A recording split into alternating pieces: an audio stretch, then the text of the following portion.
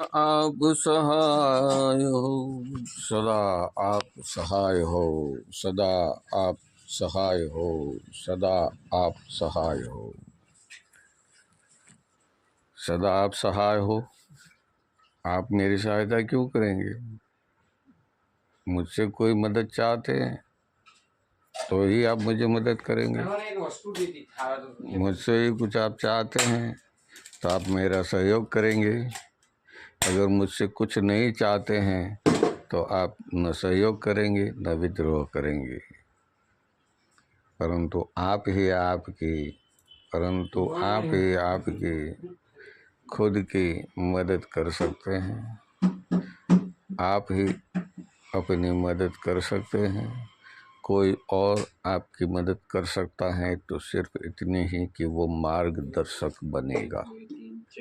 गुरु, अगर तुम उसे मान लो और उसकी गुरुआई पर तुम चलते चले जाओ तो भी तुम आप जैसा उसने रास्ता दिखाया है वैसे फल के भोगने के हकदार बनेंगे, भागीदार बनेंगे और वैसा ही कर्म तुम्हें भोगना होगा। आप उद्धार करने आए हैं, स्वयं का उद्धार करना है। किसी और को उद्धार करने से कुछ भी प्राप्त नहीं होगा। किसी और का उद्धार तुम कर ही नहीं सकते हो। तुम सिर्फ उसे मार्गदर्शक बनकर मार्ग दिखा सकते हो। उसका उद्धार तो उसके कर्म के अनुसार ही सुख और दुख को भोगते हुए, कष्ट और पीड़ाओं को भोगते हुए, आनंद परमात्मा को भोगते हुए, आनंद प्रमोद को भोगते हुए, परमानंद और सदानंद को भोगते हुए हमें अपना जीवन निर्वाह करना ही होगा।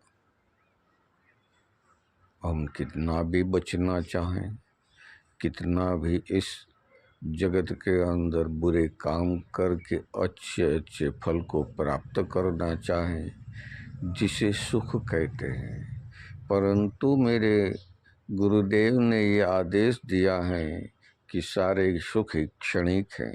चाहे वो शरीर का सुख हो, मन का सुख हो, तन का सुख हो, श्रवण का सुख यानी मन का सुख, स्वाद का सुख यानी मन का सुख। मन शरीर है तभी तो मनुष्य है। मन हमारे पास है, पशुओं के पास है, परंतु उस मन और इस मन में भेद इतना ही है कि हमने अच्छे और बुरे को जान लिया है और वो अभी पशु ही है। अब आप अच्छे और बुरे को जान लिए हैं तो मनुष्य हैं।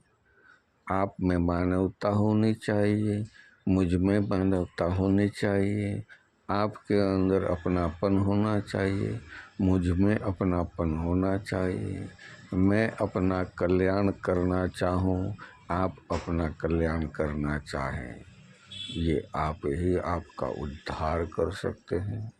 कोई और आपको उद्धार कर नहीं सकता।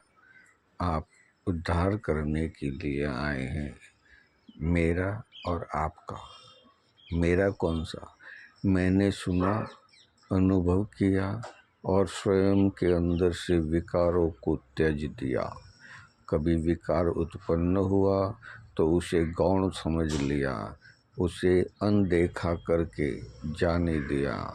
हमने किसी भी अच्छे और बुरी, सुख और दुख में व्यग्र नहीं हुए, अति उत्साहित नहीं हुए, अति हतोत्साहित नहीं हुए। इसीलिए समझा रहे हैं गुरुदेव बार बार कि हमारी समझ हमारे पास है। आप ही आपका उद्धार करने के लिए आए हैं। कोई और आपका उद्धार कर सकता है तो सिर्फ मार्ग बताकर। चलना तो तुम्हें है। ऐसा नहीं कि तुमको मैंने बता दिया और तुम मुक्त हो गए। तुम मुक्त तब होगे जब उससे तुम परित्यज्य हो जाओगे। परित्यज्य होना इतना सरल है, परंतु तुम्हें कठिन महसूस होगा। क्यों? हम कठिन महसूस क्यों करते हैं? क्योंकि हमें कामनाओं से घिरे हुए मन, जिसमें लोभ, लालच, मोह, माया का आधिपत्य, अहंकार,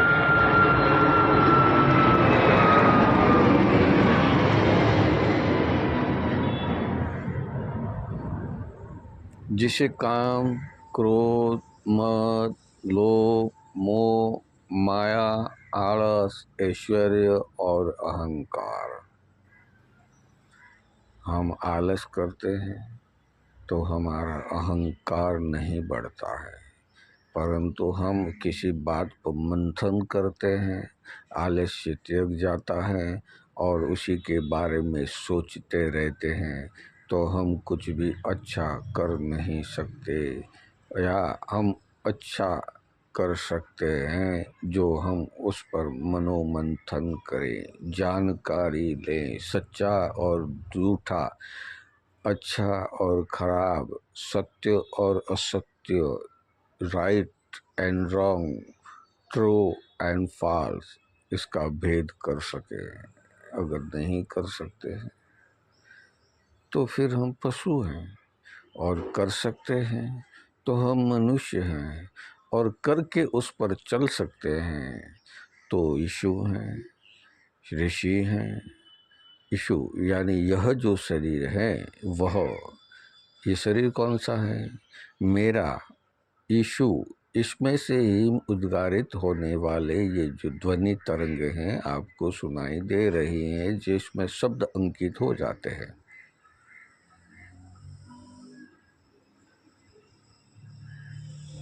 वाणी इस शरीर से जो सुस्वस्थ है, सुडोल है, सुगंधित है, सुघड़ है, सुलभ है, शुभ है, शुभ है।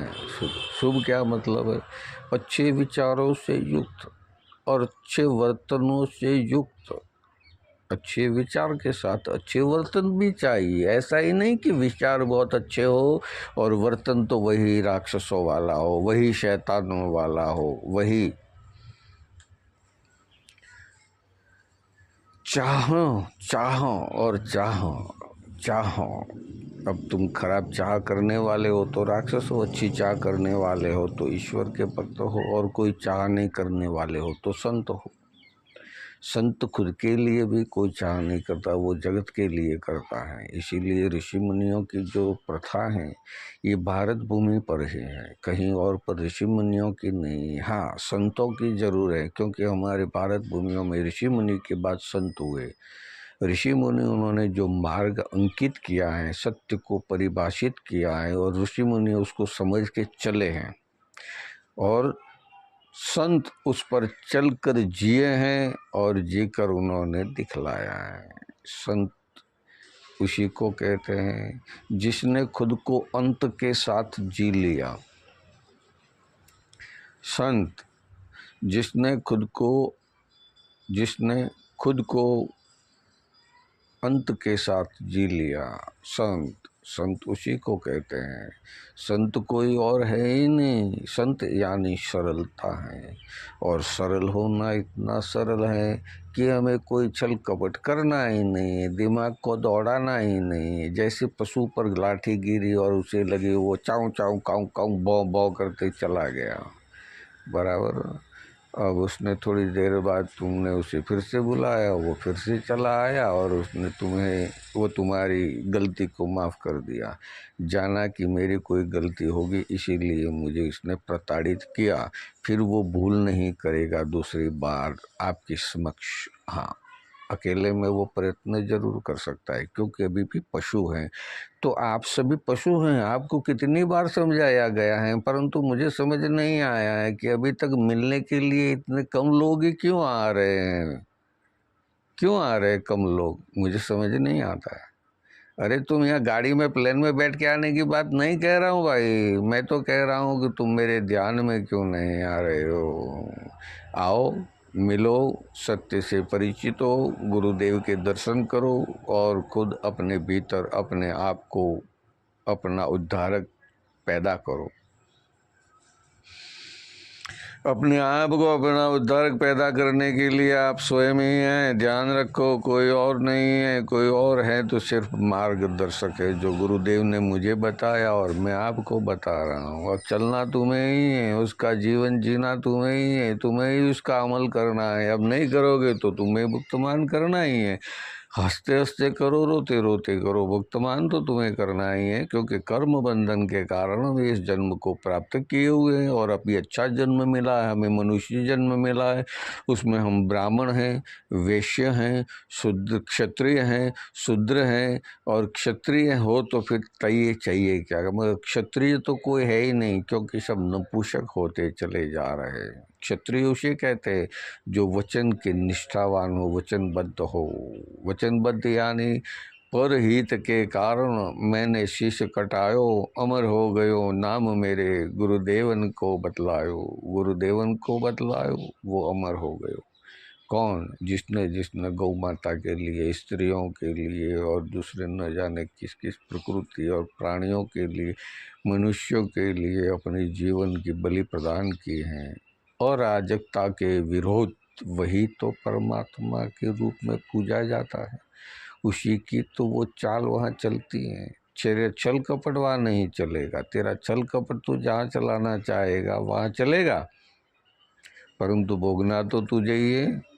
और नहीं चलेगा। जब ईश्वर चाहते हैं कि तेरी भूल को माफ़ कर दिया जाए, तब तुझे समझाया जाए और तू उस भूल को करने से थम जाए, रुक जाए, ठहर जाए, भूल न करे। अब उसके बाद भी तू भूल कर रहा है, तुझे समझाने के बाद भी, तो उसमें मैं क्या कर सकता हूँ? अभी भी समझा रहा हूँ, समझ जाओ तो अच्छा है, नहीं समझो तो समझ लो कि तुम्हारा नाश होना ही है। अब उसमें मैं कोई बड़ी बात कह नहीं रहा हूँ। समझ में आ रहा हो तो समझ लो।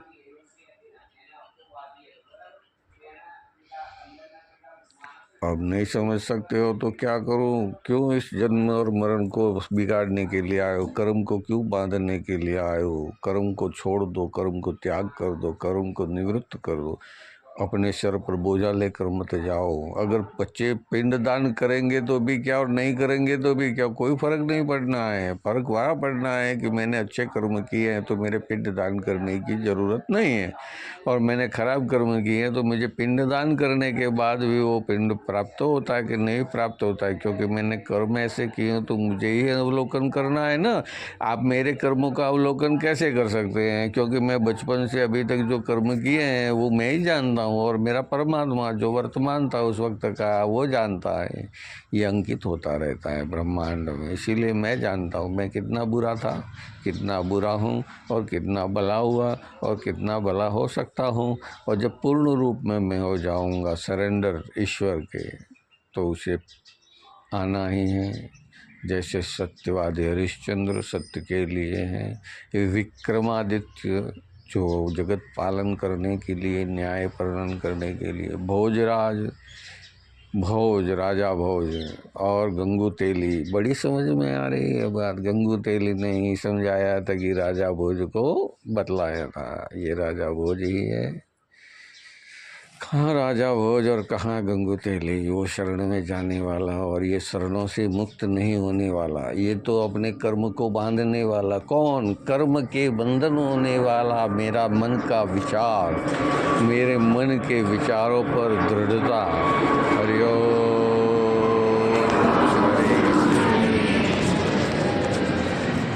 अब मुझे ही अपने कर्म करके, मुझे अपने ही कर्म करके मुक्ति को पाना है और स्वयं को पाना है। स्वयं को पाने के लिए मुझे स्वयं को कर्म करना होगा, जीना होगा, जीऊँगा तो प्राप्त होगा। हरि ओम। श्री हरि ईश्वर।